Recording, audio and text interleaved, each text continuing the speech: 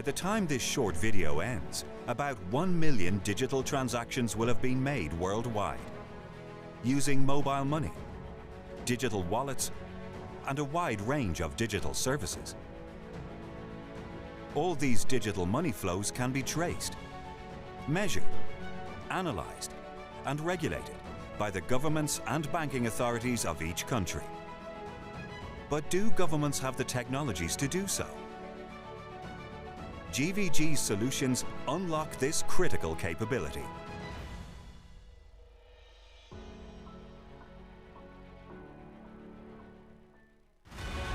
Have you ever tried to fix a leakage with a towel? Of course not. You need more than just that to get the job done. As for revenue leakages in the telecom sector, authorities also need the right tools to stem them. In Africa, billions are lost each year in telecoms because of fraudsters taking advantage of the lack of appropriate technologies in the anti-fraud toolbox. These leakages hurt our revenue, threaten our security, but we often have the equivalent of a towel to make them stop. GVG brings unparalleled expertise in addressing different types of telecom frauds with state-of-the-art solutions of the digital age. We got the right tools to fix it. Dependence on the internet has reached 100% among businesses. However, their confidence level in it is expected to drop to only 25% by 2023. Indeed, the internet is something we increasingly depend on, while less and less trusting it. Security, identity, and data integrity raise growing concerns, mostly when it comes to online transactions and payments. Governments and banking authorities have a key role to play in addressing this lack of trust that undermines financial inclusion in developing countries. However, they often lack the digital tools to monitor the digital payment environment. GVG boosts this critical capability for governments. We gear them up to face the big challenge of a trustworthy transaction ecosystem.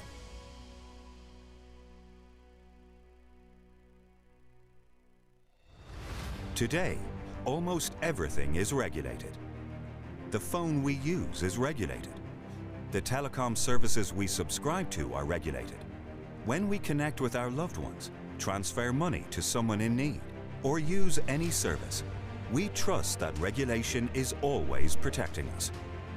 But who is there to make sure everything actually complies with the regulation we trust?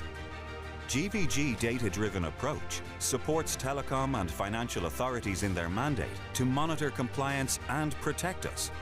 Find out more about our unique approach for effective regulation in action.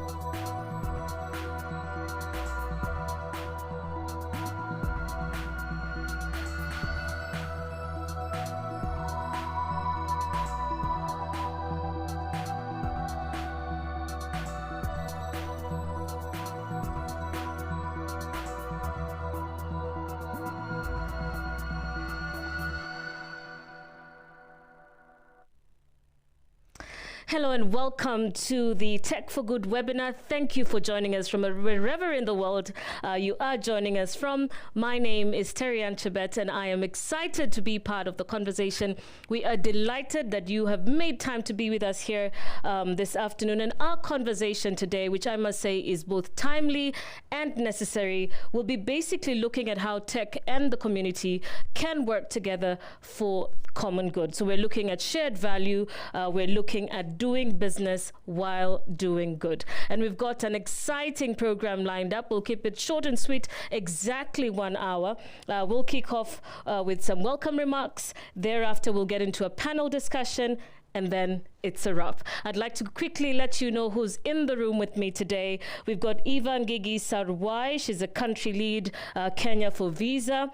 Kenneth Mika, regional manager, Bolt Ride Hailing.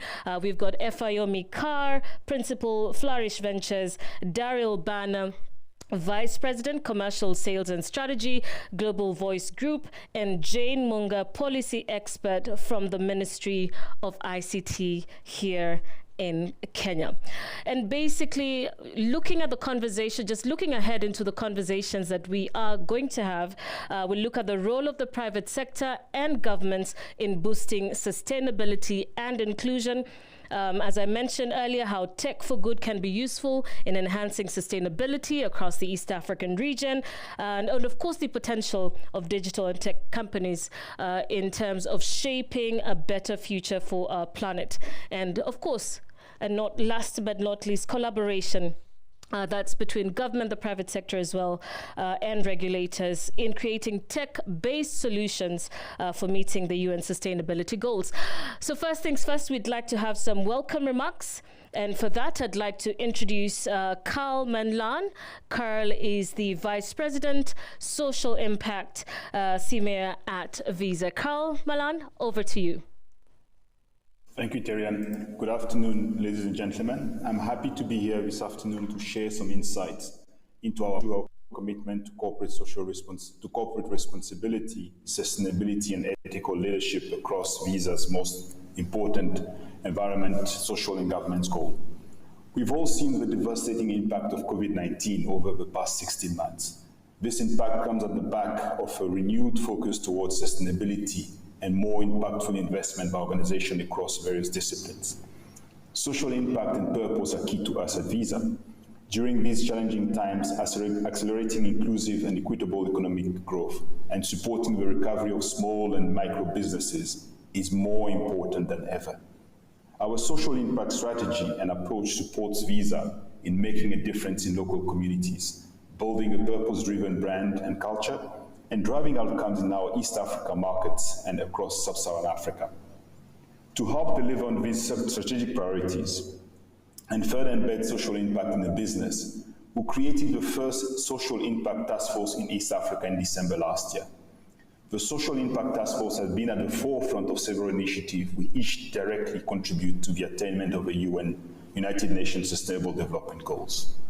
As part of our efforts to help the achievement of SDG 1, which is to end poverty in all its forms everywhere, we met our goal to provide 500 million unbanked or undeserved people access to digital payment accounts by 2020.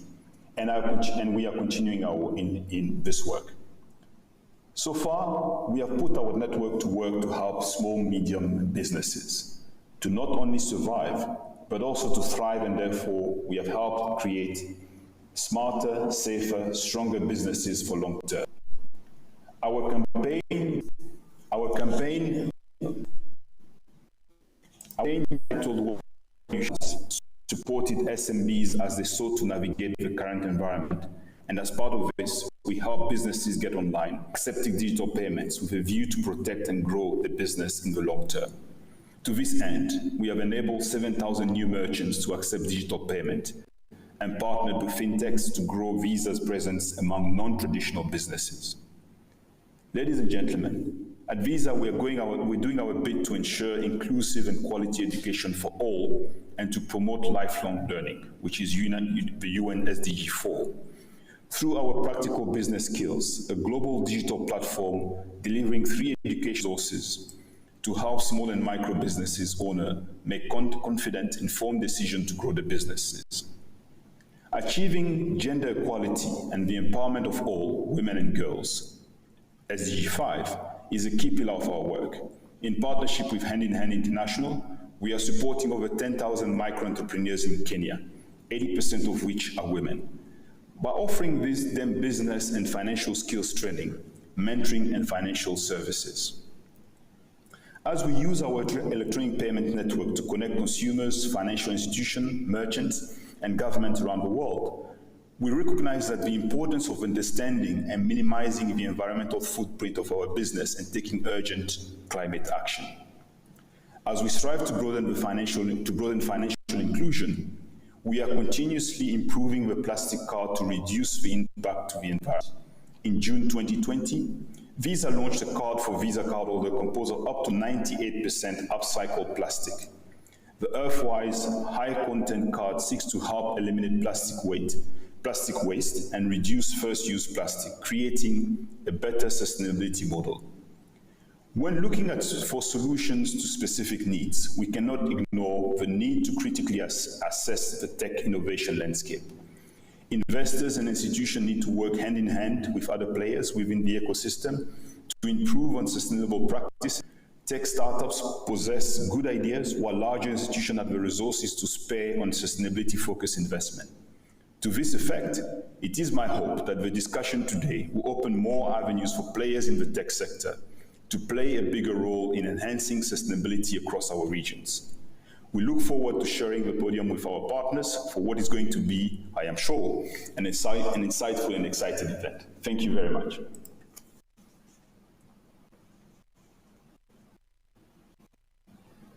Carl Mandlan. Carl is the Vice President, Social Impact Senior for Visa. Thank you very much for your welcome remarks. Ladies and gentlemen, we're now heading into the panel discussion. And for that, I would like to make an introduction for our panelists. Eva Ngigi Sarwari, Country Leader, Kenya Visa.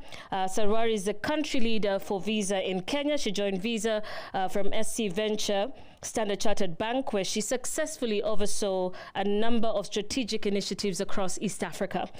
Eva served in many senior and leadership roles within the banking sector at Cooperative Bank, CFC Stanbic, Standard Chartered Bank, before being appointed as the head of transition for the commercial bank business in East Africa. Eva will be joining us for the panel discussion. Also with us is Kenneth Mika, who's here with me in studio. Kenneth is the regional manager of the Bolt ride-hailing app in East Africa.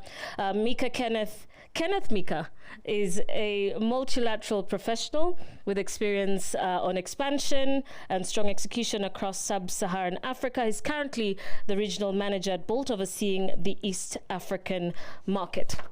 We also have with us Efayomi Carr from Flourish Ventures. Efayomi has seen firsthand how startups catalyze innovation and unleash opportunities for communities.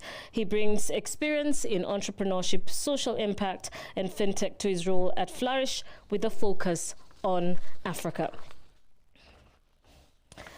Also joining us this afternoon is Dr. Jane Munga, advisor to the Cabinet Secretary in the Ministry of Information, Communication and Technology and Innovation and Youth Affairs. Jane is an advisor and an economic expert at the National Communications Secretariat, a policy advisory body for the ministry. Previously, she was a policy advisor to the Cabinet Secretary, Ministry of Interior and Coordination of National Government and Ministry of Education, respectively.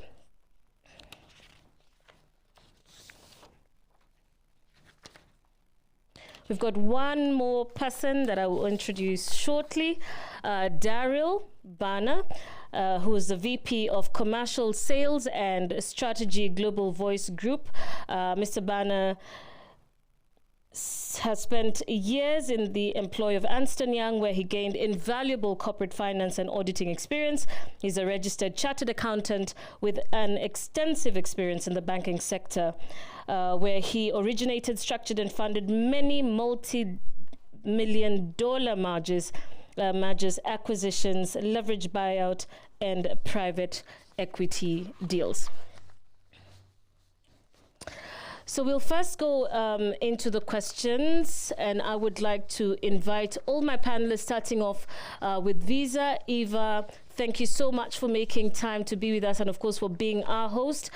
First things first, why is it important for payment firms to consider the social impact in the line of the UN Sustainable Development Goals, Eva?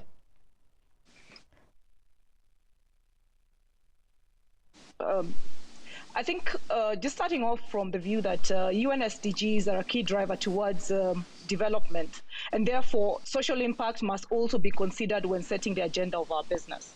So my colleague Carl touched on the initiatives that we've run as Visa to embed social impact into the business or to the work that we do here, and supporting the constituents of the payment ecosystem, because we are in the payment business, supporting the constituents of that business in ensuring that, you know, we're driving an agenda that is common to, or that is driving social impact. So at the very top, let me touch on some work that we did last year at the point when the pandemic hit. We realized that SMEs were hardest hit, and through an initiative called Where You Shop Matters, what we did is working with SMEs to about helping them thrive. Yeah, so survival was key, but thriving was more important. So what we did is we put them on the map in terms of speaking to consumers and persuading them to buy from their local businesses.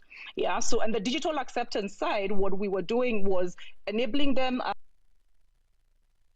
accept. I remember the government quite keen in pushing digital payments during the COVID period, because cash was obviously one of the ways of transmitting the disease, and digital payments then came in to supplement or to save in that situation.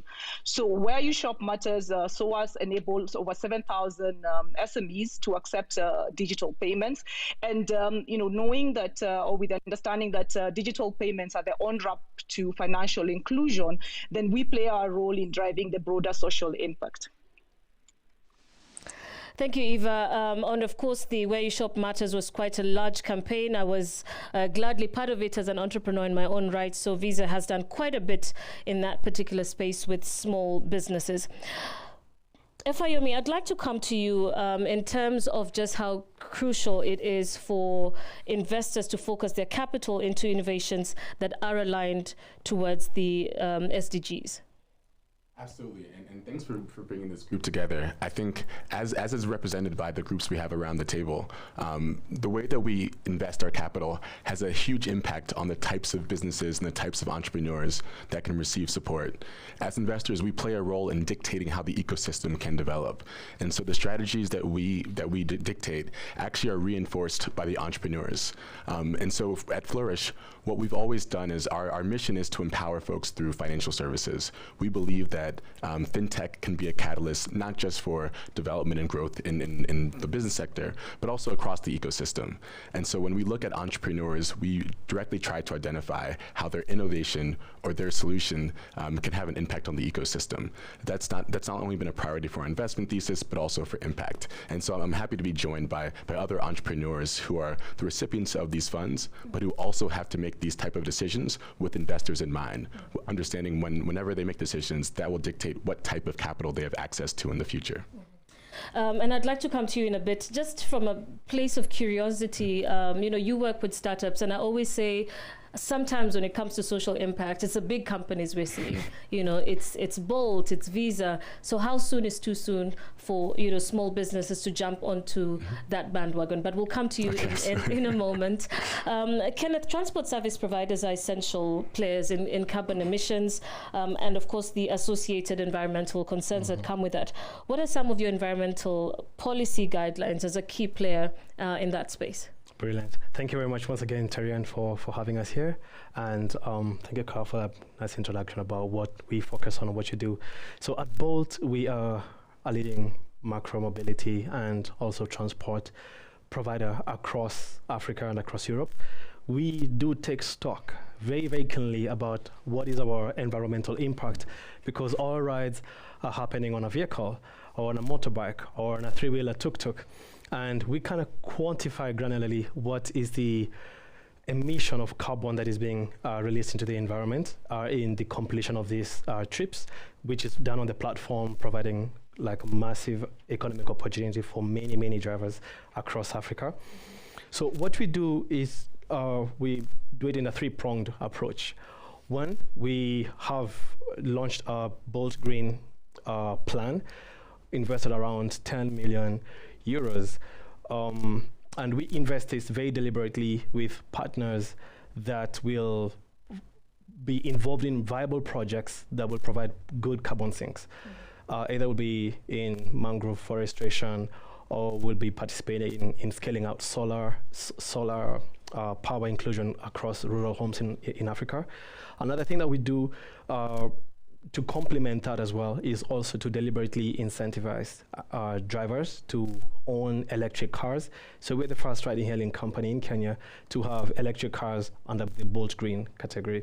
And we're talking about a 70% carbon emission saving for a similar kilometer or similar trip when you take a green car. So do we have the choice of taking a green car as a passenger? Oh yes. Oh, fantastic. Oh, brilliant. You know, from early this year, it's been one of our fastest growing categories. And this speaks, to Kenyans' consciousness that they want to move and they want to move responsibly. So, and also drivers want to earn, but they want to earn responsibly. Oh, that's amazing to know. Yes. Dr. Jane, I'd like to come to you now in terms of what the government is doing to focus on using tech as a solution for climate change in Kenya. Good afternoon, Terian, and good afternoon to all my fellow panelists. Thank you so much for putting this session together. I think this is a great discussion topic and it's very timely. At the Ministry of ICT, we have also gotten on board on this conversation of trying to ensure that we are being sustainable and ensuring that green is the way to go. So from the ministry and government side, we're in the business of developing an enabling framework through policy, legislation, and guidelines in general. So we have developed a key document, which we call the Kenya's Digital Economy Blueprint, and also the ICT policy that touch on these critical areas. So in the first place, Terian, we have in the Digital Economy Blueprint, we identified green ICT as a key enabler in moving forward as a country, because we ascribe to the sustainable goals, and especially in the sustainable goals when we look at goal 11 and 12, whereby we talk about sustainable cities and being efficient. We want to do the same in ICT. So we are encouraging and developing policies that talk to this. So from design to disposal, in the area of ICTs, how can we be responsible to ensure that in the production and all the way to disposing? So the e-waste is something that we are really looking at and seeing how we can ensure there are the right protocols in place. And also, as we get on to this conversation, I would want to talk to Abu about Konza. Konza is one of the key flagship projects in Kenya that is a sustainable city, and it's also a tech city. So we are not only designing the policies, but we're also seeing how can we also work and give a flagship project that also ascribes to some of the ideals that we talk about when we talk about sustainable ICTs and goals. Thank you, Terian. Thank you so much, Dr. Jane. Eva, will come to you, and I know we did have a challenge connecting to you clearly earlier, so we hope that we'll be able to get you clearer now. Do tell us, how do payment firms work towards enhancing financial inclusion within the East African market? Eva? I hope you can hear me now. Yes, we can. Thank you. So, just starting off from the point that, payments are truly the entry point to financial inclusion of consumers and merchants. And the fact that, we don't exist in isolation. And let me just look at it from the point of Visa. So what we've done is look at the network. We've got around 15,000 financial and non-financial institutions connected to us. We've got over 60 million merchants connected to us. We've got over 1 billion cards issued. So that's consumers, merchants, and financial institutions. So we've got a responsibility to drive or to use our platform to drive financial inclusion. So in 2015, Visa pledged to support the World Bank's goal of achieving universal financial access by 2020. I'm happy to report that we managed to meet that ahead of schedule. And out of the 500 million people that were brought into the formal financial system, 54% are women, and around a third are rural or lower income account holders. Right. And then another example is in June 2020, we announced a global commitment to digitally enable 50 million small and medium businesses worldwide to get local communities back to business in the wake of COVID-19. So that's closely related to the Where You Shop Matters initiative I talked about earlier. And what we did, to drive this initiative is to remove the barriers to entry. So giving access to digital devices to the small and medium businesses, imparting knowledge in terms of how to drive financial transactions, driving consumer awareness on security of the system, and the payment system is stable and secure enough for consumers to transact. Thank you, Eva. Daryl, I'd like to now rope you into the conversation.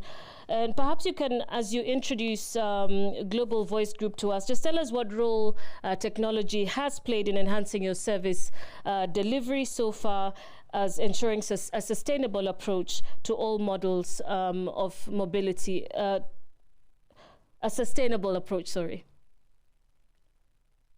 Terry, and thank you. And again, thank you to all the panelists and welcome to the audience. Technology is absolutely crucial towards assisting in the attainment of the Sustainable Development Goals. Mohammed, the Deputy Secretary General of the United Nations, puts it. She made the statement that data is a crucial element. Data is the lifeblood of planning, and that only with accurately representative, inclusive, and disaggregated data can we comprehensively assess the challenges we face, measure progress we make, and identify the most appropriate solutions. That's coming from the Deputy Secretary General of the United Nations. In order to fully comprehend, how technology can assist with the Sustainable Development Goals, it's important to understand where the SDGs come from. They were in 2012 in Rio, and then formally adopted by all member nations in 2015. And then on the back of that, in 2021, the question that we need to ask ourselves is, what progress has Africa made toward achieving these? And it is only once we understand this progress, or the lack thereof, that we can understand the role that technology and data analysis can play here. The Brookings Institution released a report titled Africa and the Sustainable Development Goals, A Long Way to Go. That was published in mid-July 2019. At that stage, they made the statement that minimal progress had been made towards attaining the SDGs. We're still more than global poor living in Africa, and that was before the COVID pandemic. The report further went on to state that except for North Africa, the rest of Africa unlikely to meet the SDG targets. They noted that the key causes for this: a lack of actionable data, a lack of... So, as Global Voice, we've been involved since 1998 with governments around Africa, implementing technologies that extract data from the source and actions. And so we feel we're in a fortunate position, in a privileged position, to be able to assist governments in really, working to SDGs. The SDGs lay out a broad and ambitious plan for our world. However, without relevant, accurate, disaggregated data, policymakers and the development partners really have little by way of analytics to turn promises into impactful actions. And so, again, at GVG, we pride ourselves in using technologies, cutting-edge technologies, to collect, process, and analyze data. We do this at the source of both financial and human transactions. We anonymize, we're aware of the issues around data privacy, data ownership, and then through these analysis, we present insights and advice to governments that allow them to implement that promote good governance, enhance revenues from multiple sectors, and more fully understand their own policy effectiveness. So you do believe that technology has a fundamental role to play. It has to be balanced, however, through the availability of financial resources implementing the right technologies, we believe that we can secure those resources for governments, allowing them to move forward towards achieving these SDGs. Thank you, Daryl. And in a moment, we'll come back to you. Just hopefully we can get a sense of some trends and insights that you see as you collect data across the world in regards to the SDGs. Efayomi, I'd like to come to you. Remember the question I asked you earlier. But as you do that, how does investment in tech solutions, especially in the agri-tech space, enhance sustainable living? Yeah, and I'll get to that as well. I want to get to the question you mentioned earlier because it's very interesting, this panel we have, where we have a group of individuals attacking the same issue from a lot of different angles. And I think what Daryl just said is really, really important, that when you think about the progress we've made towards the SDGs, it's been very minimal on the continent. And the way that I see that as an investor in entrepreneurs and startups is that the challenges we face in the continent are so vast that the type of innovation we need can only be enhanced through technology and through entrepreneurship. That is the fundamental mission of these entrepreneurs. And at the stage at which we invest, which is early stage companies, you can change strategy over time, but it's very difficult to change culture. And you can understand so much about a business from their mission and their culture. And there's a lot of studies that say how culture is dictated from very early on. And then I think there's ways that we can evaluate that. I think when we invest in the ag sector in particular, we are very much looking at how is the culture of the company going to dictate what type of decisions they'll make later on, right? Because there can be it's especially true in ag and especially true in East Africa, where so much of the sector has been bolstered by grant and DFI capital, which has been incredibly important. It's actually led to a lot of the growth that we've seen and made this one of the most innovative places on the continent to do ag work. But what that means is for entrepreneurs, entrepreneurs are savvy, they're smart. So they understand that in order to get grant capital, they have to showcase their mission. They have to show why they're achieving a certain target for SDGs or they're achieving a certain target for climate change. And it's not just in the pitch or for the pitch. It might be for the pitch. Yeah. Right? I think our job as an investor is to go a level deeper and to evaluate what is their commitment. There's certainly outward marketing, that's a way to show that you have a climate commitment. I think the next layer is how are they operating? Is the company itself sustainable? And then the third layer is follow the money. How are they allocating funds? Are they allocating funds towards those type of initiatives? So when we evaluate companies in the ag sector, we look at those things and we try to understand what does their mission dictate? Is it to make money? Is it to enhance a community? Is it to create innovations that will enhance an entire ecosystem? Those are the challenges we face, and I think that's the level of scrutiny that's required, especially in the entrepreneurship sector. Mm-hmm. Kenneth, just coming off the back of what Efayomi has talked about in terms of the speed of how Africa or how African countries are adapting to the SDGs. What measures has Bolt taken? So clearly everybody has to plug in for that will to move a little bit faster. So what are you doing as Bolt? Precisely. So I'll speak particularly just with regard to mobility, but also speak with regard to financial inclusion, which we have really accelerated really rapidly over the last 3 years since we've been live in Africa. Our first market was South Africa, then Nigeria, then Kenya.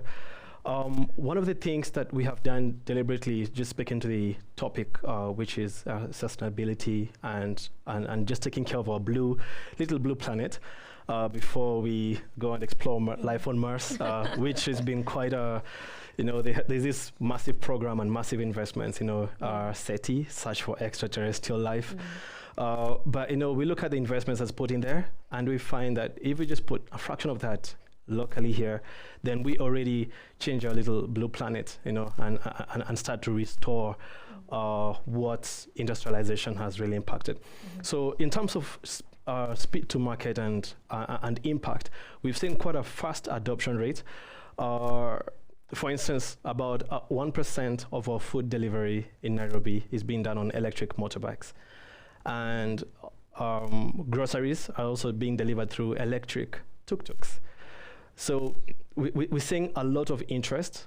And as a marketplace, when you create this demand pool and, let the population know that they can actually order clean food, clean in the sense of the means of transport used to deliver it was clean, like in terms of carbon emission, and that they can also take a ride on a clean, 100% battery powered vehicle, then we've seen a huge impetus for people to actually accelerate towards adopting this.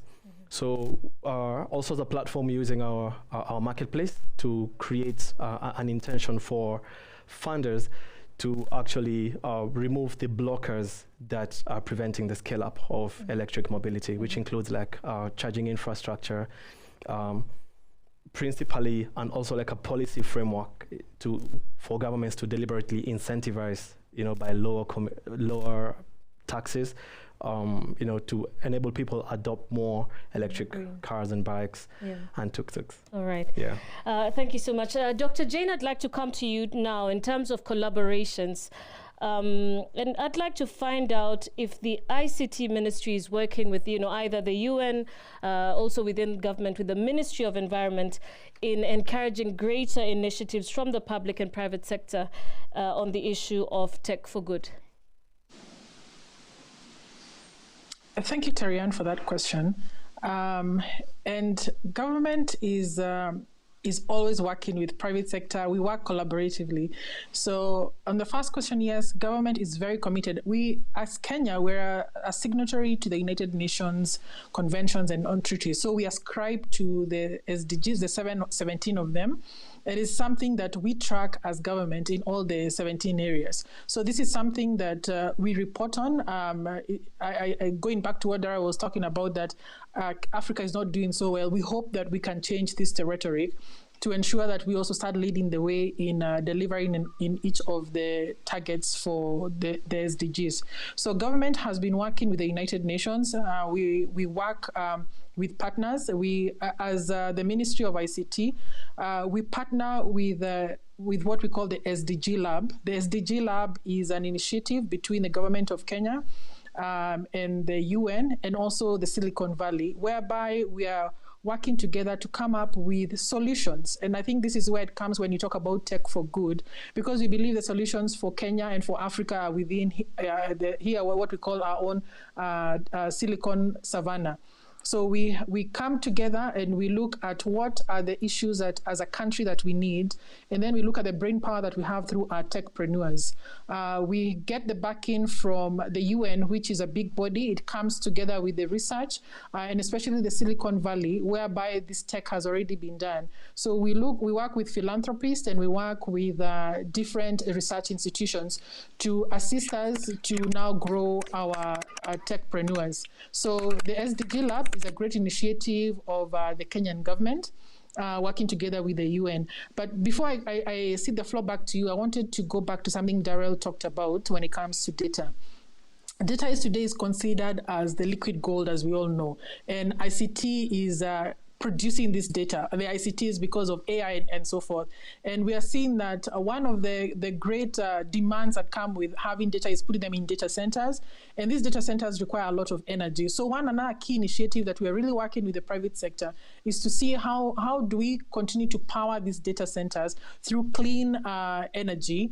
And then going back to what I had mentioned earlier about Konza is to see how we can get solar and wind energy to power some of these areas, because we are beginning to see that the emissions that come with ICTs also can sometimes be high. So working together with private sector to see how, when you're setting up these data centers, how do you ensure that there's clean energy around them, and ensuring that our data centers are not becoming a cause for more emissions and going against what we are ascribing for in the SDGs. But thank you, Terian, and back to you.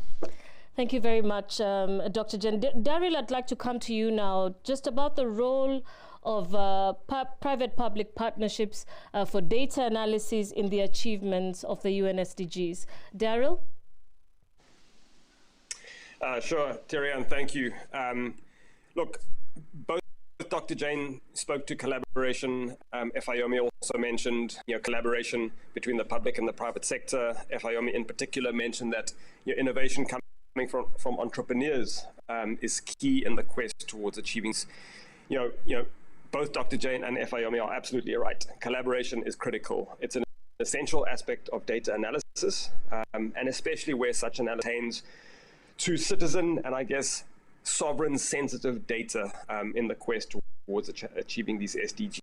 You know, recently, a UN survey in Africa and Asia, on average, data for only 20% of the SDG indicators is available. The World Bank found that only 35% African continent has poverty data collected since 2015. The only way this number is increased is by having partnerships between the public and the private sector. You know, if the public or private sector choose to go it alone, in many cases, each is forced to go it alone. Factors such as relevant technology to extract and analyze data, stretched finances, questions of data ownership, privacy, regulation. These issues remain constraining obstacles toward the goal of a rich, robust, and I guess relevant data set. But with public-private partnerships, it's easier to overcome. At Global Voice Group, we fully support the idea that partnerships lead to stronger data analyses. In fact, and to this end, in December of last year, 2020, we concluded an agreement with the Global Partnership for Sustainable Development. GPSSD is a global organization with more than 320 formidable partners around the world, governments, institutions, development organizations, with an agenda of coming together to support this notion that sharing of resources, innovations, entrepreneurs, technology, makes it better for all of us to move forward towards achieving these. In fact, the GPS SDD made it clear that they would like to increase the number of governments using privately held big data for decision making by brokering at least 10 public-private partnerships. So again, that speaks to the how critical it is for partnerships. And in GPSDD's mind, they are looking to connect innovators in the private sector, academia, multilateral organizations, and civil society to data users. They also have made it an objective of theirs to facilitate multi-stakeholder relations in at least 10 countries, all towards increasing SDG-relevant data availability and allowing decision makers across multiple sectors, again, health, education, Fayomi keeps mentioning this, the agricultural sector, sharing of data and robust data analyses, absolutely. So, the goal of all of this collaboration is to ensure that really you've got, robust data extraction and so that no one is left behind. Collaboration is absolutely critical. All right, thank you so much, Daryl. So we've got about 5 minutes to go into Q&A. I'd like to urge those of you who are joining us online, do send in your questions. In about 5-6 minutes, I'll be able to open the floor up to hear your questions or comments to our panelists. And of course, do let us know where you are joining us from. So Eva, I'll come to you just now. And I'd like to look at support for SMEs, which Visa has done quite a bit of. You talked about some of the campaigns that you did last year to support small businesses, especially at the height of the COVID-19 pandemic. How does the support for SMEs enhance the overall financial well-being of communities? Eva. On why SMEs? Right, so SMEs contribute to at least 30% of the GDP across the continent. Yeah, SMEs provide over 80% of employment within, if you look at sub-Saharan Africa. SMEs, are the contributors or are the key players in most of our key sectors, agriculture, the service sector. So supporting SMEs, not only gives a direct contribution to a country's development, but also impacts multiple livelihoods. Just making reference to a Moody's Analytics paper that in 2015, they found that higher card usage contributes to an additional $296 billion to consumption. Yeah, and also boosts and hence boosting global GDP by 0.1%. Yeah, and what this then means to us is that enhanced digital payments help boost GDP growth. And for this impact to be felt, then SMBs need to be enabled to accept digital payments, to accelerate or to build that velocity of digital commerce, or the velocity of commerce. Yeah. Another perspective is you saw what happened when when lockdowns or restrictions were imposed to at least prevent the spread of COVID last year. What happened was there was limited mobility. Yeah, so what that meant is that in-store payments or face-to-face payments or face-to-face trade more or less stopped. Yeah, so and what we saw was then some of the business that were able to survive or were able to switch to e-commerce immediately are the businesses that survived and continued to hold the country as we all went into lockdown. So supporting SMBs, get onto online selling or online trade, and this is mainly supported by the ability of there being a digital payments infrastructure. Yeah, so I will, continue to emphasize on this point. Payments provide an entry point for financial inclusion of consumers and merchants. And given the scale, of a number of participants that we've got on the Visa network, we have a significant opportunity to advance financial inclusion by enabling SMEs, enabling more merchants, more, small and medium businesses accept digital payments. And that,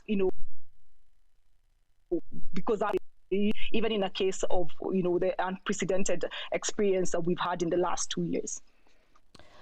Thank you, Eva. Efayomi, I'll come to you about potential. And from all the conversations we're hearing, there's so much more that needs to be done. So what potential does tech present, especially in Africa, towards achieving the SDGs? Absolutely, and I'm very encouraged by this conversation that's inclusive of SMEs and of the power of data. If you think about what technology has already done, it's, there's been a large movement to digitize the informal sector. And what that does is it not only creates a pathway to increasing the amount of data that's available, but it creates an opportunity to create new solutions for those partners. An example is there's a huge sector in Kenya and across the continent on how to digitize the corner store. So that's informal retailers where the majority of people can have access. Eva just mentioned how SMEs are important for our GDP and for employment, but they're also important for reach, because there's a lot of segments that have access to an informal retailer that might not be able to go to a Carrefour every day. And so when during COVID, as you mentioned, when we digitized these corner stores, it actually meant we could offer loans to some of these stores that would not have been able to get that from a formal bank.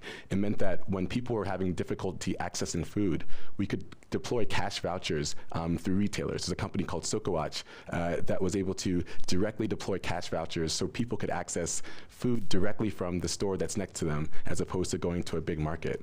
That's the power of technology. It means we can expand the opportunities for those who are most marginalized in our community. And so when I think about what the opportunities are in the future, I see a vast segment of the continent. I keep going back to ag, but we've invested in quite a few companies that work with smallholder farmers, which is a population that is massive across the continent, and to date has had very little access to traditional financial services. We have a company called Apollo who offers credit and insurance to farmers, and it increases their yield. And so I think the first step was, how do we make these informal or marginalized populations, how do we make them part of the broader digital network? And now we're at this really cool place where we can actually create solutions for this broader network. And so I'm really excited for what those solutions might be. We have Bolt here, where they already have brought all these folks from the informal gig economy. Now they're part of this Bolt network, which means they can access electric vehicles and additional financial services. And so I see this next generation as, how do we make these more precise and more effective? All right. I see we've got some questions coming up, but I'd like to quickly ask you, Kenneth, in terms of priorities, what position does private-public partnerships hold for Bolt when it comes to achieving, both your business goals as well as contributing towards, the sustainable development goals? Precisely. Thank you very much, Cherian. I will just want to say top priority in the sense that, like all the panelists have spoken, there's a massive value that is to be unlocked because of tech. And, tech makes us all borderless. And tech makes us all have a common goal aligned to the SDGs. So, for instance, at Bolt, we look at our value chain and our supply chain very, very keenly. what form of private partners are we linking up with, and how do our operations align with overall public policy? So when you look at our value chain, for instance, if it's sourcing of scooters, if it's which kind of offices do we take up, we look at people and suppliers that have green consciousness in their policies, and that is one of the really key selection criteria that we use. So I mean, during this conversation, I was very happy to see what Visa is doing. About 90% of the cards are made from non-first time use plastic. So possibly, definitely after this, we'll be reaching out to them, because this is kind of partners that we want to have within our entire value chain. Right. Oh, wow, fantastic. Okay. Yeah. So I do see we've got some questions coming up, and thank you all so much for sending those questions through. This is an interesting question. Do Africans really believe and buy into the concept of SDGs as being their own priority? Government is in the room, so Dr. Jane, we'll hand that to you. Thank you, Terry, and to the one who has asked that question. Yes, Africans do. Actually, for the one who has asked the question, when the UN comes up with these goals or targets, all countries or all members become part of that drafting process. So yes, Kenya was involved in that process. We sat on the table when the SDGs were being drafted, and we all discussed and agreed that these are the targets for the 17 of them. So yes, it's part of them. Maybe it's not commonly accepted, and maybe that's our public awareness issue, but as Kenyans and as Africans, we are part of those goals, and we sat on the table when we were drafting them. And so indeed, we should be trying to see how best to ascribe to them. And in all our documents, at least in government documents today that we do, those form part of our fundamental policy background to see how everything that we're doing as government helps us attain to the SDGs. Thank you, Terry Ann. Thank you so much. So the same gentleman, Martin Kabutha, did send through a follow-up question stroke comment, but I think it's been responded to just before, and I was actually coming to you for this one. So he says, a question though, are SDGs goals internally driven and owned, or is a whole narrative being imposed from external forces? So I was coming to you on the question of culture, and you said, the earlier it is introduced, or the earlier SDGs, or just the concept of SDGs are introduced into innovations or innovators or new startups, then the faster the SDGs will be adopted. You also had a follow-up response? Yeah, I wanted to respond to the first question as well. I'll get to that, but I think in 2021 we have seen how none of these issues are local anymore. Right? I think we all had this concept. I'm from Sierra Leone, so the exact opposite edge of the continent. And every year, in this time of year, we have these mudslides in Sierra Leone, where every year there's disaster, homes get wiped out, people die. And I think we've always thought it was a very localized problem. And we're now understanding that the effects of this are getting worse, not because of what we're doing in Freetown, but because of things that are happening across the world. And this is happening globally. We're all realizing this. And so when we think about developing solutions for the future, we have to think on a global perspective. We have to think about global solutions. And the very same thing applies to innovation. It's great to be on a panel with folks like Visa and Bolt who have these strong footprints across the continent and are developing solutions not just for the Kenyan population, but they can take the electronic vehicles or cardless payments, and they can transport that to Nigeria or to Angola or to South Africa. I'm really inspired by those solutions that do transcend an individual economy, and I think that's where we're moving towards, a much more collective approach to how to solve these problems. All right, thank you, Efeyomi. We've got a question from James Mbugwa. Major concern is on data and information security. So Daryl, I'd like you to respond to this. Have the security policies been streamlined globally? And if yes, have the same been adopted by all stakeholders? Daryl? Thank you for the question. So there are a few fundamental tenets around this. Data privacy is absolute, and then data ownership is the second tenet.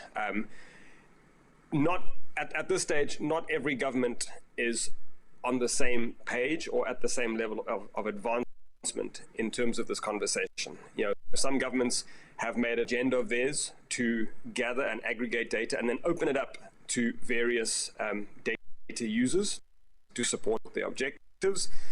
Other governments are close to the idea, they choose to own the data and not share it. However, I do believe that as data becomes more prevalent, starts to drive more and more of our decision making, governments are slowly going to start getting to a harmonized approach where they have a singular and a singular approach to data ownership. Because we mentioned during our conversation about these public-private partnerships, about collaborations, harmony amongst governments and regulators and civil society groups in terms of how data is treated, how it is stored, the security that's applied to data. Collaboration is never be effective. So what we are starting to see is conversations taking place amongst different governments happening at an intra-regional level for now, and that'll sort of an international level, where ultimately we do expect to see some level of harmonization and standardization in terms of security and then ownership of the data. Thank you, Daryl. Kenneth, I'll come to you. And DJ Coleman says, seems the narrative is still very much centered.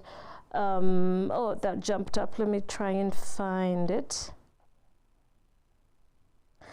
It's still very much centered around mobile first or mobile only, whereas fixed wireless access is quite crucial, for instance, working from home or digital education. Seems we are focusing on the middle class and not the mwananchi. Perhaps from a Bolt perspective, what is being done even within tech to make sure that the mwananchi is part of social impact and social good? Precisely. You must remember when COVID just struck and it was during the time of the first lockdown, people started sending on social media some interesting pictures, of course, which are not true, but like, hey, I can see Mount Kenya from Westlands, and I can see Mount Kilimanjaro, and almost the Everest, just because how there was little public mobility. And it was safer to stay home, and it is still safer to stay home. I mean, but if people really had to be selective where they had to travel to. Mm-hmm. So we encourage this level of staying at home and using tech. And I'm so happy to see Jen on the call. I mean, how government has digitized a lot of its service provisions, such as now you don't have to go to necessarily like the old brick and mortar building. You can say it from the comfort of your home and make your visa application, get an appointment, and it's all very, very structured, with social distancing in mind. And really, this is all the power of leveraging on tech. And what we're seeing is that it is reducing the demand for mobility, but it is not necessarily reducing demand for mobility, but just making people very selective where they have to go. All right. Precisely. Thank you so much, Kenneth. Eva, I'd like to come to you. Sultan Bilshan asks, with the race to achieve the SDGs, how do we empower startups that are not necessarily business-oriented, but rather research-based? Most youth scientists with great ideas get dropped often. And I guess the same could be said, and maybe Fayomi will disagree with me, the same could be said around companies that are growing today that are not necessarily tech-based. There's a lot of money getting into tech, but not a lot of money getting into other spaces. Yet there are, small startups that are doing amazing work out there. What can be done to support, companies that are not necessarily tech-based? Eva? Okay, so I will try and answer that, on a one-sided basis, but I hope, I'm able to address it, to satisfaction. So I think the one thing that, that comes to mind and relates to some of the work that we're doing here is having those creative spaces where the collaboration can be, initiated. And by saying this, I'm thinking about an innovation center that we're putting up and we will be commissioning shortly. And the idea around this is to bring together, various experts to build, innovative solutions for the end user or for the end consumer. So that's one thing, just having that space where, a startup, can come in, make use of the tools available, because it's a very modern, innovation center, and, come up with something that is useful, that would be, of value to the society. The second one I think about is, the various platforms. So, typically, the way the visa network has always run is we've had a singular type of, or previously we had a singular type of approach where we worked with financial institutions. But with the emergence of fintech, and I know the question is not really tech centered, with the emergence of fintech, we created a platform to make it possible for these small startups that are building solutions in the payment space, that are building solutions that are looking to digitize commerce. It would be easier for them to get into our network, or to build solutions around our network, and that's through a fintech fast track program. So that, again, much as it's very close to the tech space, I think, and so I would say this broadly, having a platform like that takes away the barriers, or that the framework is more, conducive for larger organizations. So removing those barriers and making it possible for smaller players to come in, either through an accelerate program, either through, taking away, or even supporting them from a policy perspective, whether it's, working with the regulator and helping, structure a process, or structure the approval documents that are required for the regulator. I think that's a role that large organizations would play in terms of making it possible for smaller players to play a bigger role, or to join a bigger network. All right, thank you so much, Eva. We've got about 4 minutes to wrap up, so I'd like to give each of my panelists just under a minute to give us some final comments, and I would like to start with you, Dr. Munga. Thank you, Terry-Ann, and thank you to all the panelists. I think this is also a learning lesson for me. One of my things I want to do is to highlight quickly, because of the question on data protection. Kenya has passed the Data Protection Act of 2019, and I really encourage everybody to just familiarize yourself with this, because now we have an Office of the Data Commissioner, and as we continue to move more into an ICT-enabled society, it's important that people understand also how they protect themselves from on their own personal data. So this is something that now the government has established, and it's available for all Kenyans and protects you. Secondly, we've talked a lot about techpreneurs. And I want to just talk about, in 10 seconds, about the Huduma White Box. This is a service that is available for all techpreneurs in Kenya, anybody who has an idea and wishes for government to support them. You can sign on at the huduma.go.ke. We listen to techpreneurs, we give them a place to work, and we also expose them to some of the areas that they need, even if it's incubation or if it's need angel funding and so forth. So there are initiatives in government whereby we can work and assist and work with you. Thirdly, and in another 10 seconds, is the Ajira Digital Program. We're in the era of working from home, and where we have a lot of young people who are looking for opportunities. The ajira.go.ke will expose you and give you the skills that you need as a young person, or anybody who wants to work on the digital platform, to set up your own account and see how you can benefit from the gig economy. Thank you, Terry-Ann. Thank you very much. That's Dr. Jane Munga, policy expert from the Ministry of ICT here in Kenya. Daryl, over to you for your final statements. I think a lot's been said about this, but for me, it's about collaborating the public and private sector. It's about the use of technology, and then following on what Dr. Jane said, the true empowerment of entrepreneurs to bring to market, because it's the innovators who understand best the grassroots challenges that we face, and those are the guys that can come up with solutions that are Africa-centric, that can really move us forward in leaps and bounds towards the sustainable development goals. Just very quickly, as Global Voice Group, we actively support these entrepreneurs. We've already taken 1 or 2 investments. The The first was in a Kenyan company, interestingly enough. So welcome outreaches by entrepreneurs, by innovators looking to partner with us to bring these innovations to market. To the organizers, to the sponsors, a thank you for putting this excellent webinar together. It's been a privilege to participate. Thank you. Thank you so much, Daryl. Daryl Banner is the VP Commercial Sales and Strategy at the Global Voices Group. Efayomi, let's come to you now for your final words. Yeah, again, a big thank you for putting this group together. I'm really encouraged by all the voices around the table. I think my parting thoughts is again, we spent a lot of time talking about entrepreneurs, but we have 5 very different types of groups around the table today. And I think we can all be innovators within our organizations. And I encourage those watching as well to think of themselves as entrepreneurs within their groups or companies or organizations. Because all these solutions happen because individuals are really pounding the table and trying to bring these things forward. And so whatever that looks like within your work, we should all be very conscious of these and seeing how we can implement them. All right, thank you so much. Efayomi Carr is the principal at Flourish Ventures. Kenneth, let's come to you for your final words. Brilliant. Thank you very much once again to all the panelists and to you, Tarian, for bringing this together. My final words really is we live in a blue planet and green planet. That's really, really beautiful. We need to take care of it for future generations. And I mean, what is really standing out very clearly is that it's not a single person's, neither is it the private entity's duties, or neither is it the government's duty. It all begins from very grassroots civic education, transcending also to our corporate responsibility levels as well.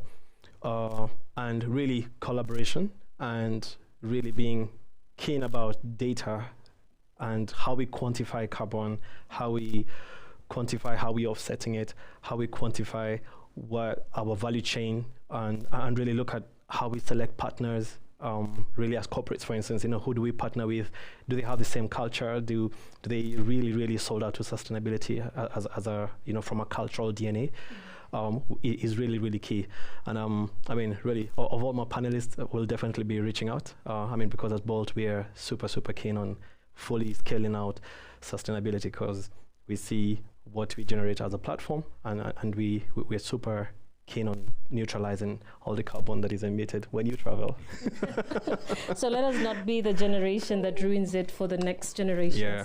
For this beautiful blue and green world of ours that Kenneth talks about. So we'll come over to you now, Eva, for your final comments before we can call it today. Foremost, I think I would like to say congratulations, Tarian. I mean, it's been a great event. It's been and also for us to, as we, I think comments would be, I think technology holds a huge promise for us in Africa. I think about 216 million people who are unbanked. Over 40 merchants or small and medium businesses who are underserved. So technology provides a huge promise for our continent. It has removed quite a number of barriers, and whether we're thinking high costs to serve, whether we're thinking risk, it has solved for that. So we all have a role, and through collaboration, and I'm glad we extensively talked about collaboration, through collaboration and also embedding social impact to our core business or to our business goals. That's really what will make us get closer to achieving the SDGs. Thank you. Thank you so much. Eva Ngigi Sarwari is a country lead Kenya for Visa, and our previous speaker was Kenneth Mika, Regional Manager, Bolt Ride Hailing. Thank you all so much for making time to be part of this incredible conversation. I want to thank everybody that joined us online as well, asking necessary questions to our panelists. I'd like to thank you all once again. My name is Terry-Ann Chebet, and it's been an absolute pleasure to be part of this conversation. Asanteni sana, and God bless.